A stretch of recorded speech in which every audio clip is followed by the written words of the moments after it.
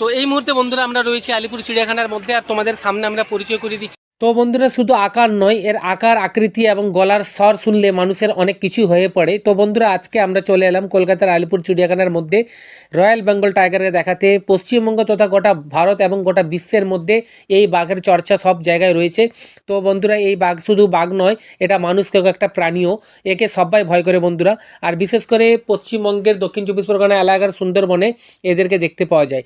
তো বন্ধুরা এখন পর্যন্ত যারা যারা আমাদের চ্যানেলকে লাইক করে শেয়ার করে আমাদের অবশ্যই ভিডিওগুলোকে লাইক শেয়ার করবে, আমাদের চ্যানেলটাকে সাবস্ক্রাইব করে আমাদের পাশে থাকার চেষ্টা করবে। তো বন্ধুরা এরকম মানুষকে প্রাণীদের হাত থেকে সবসময় মানুষ দূরেই থাকে।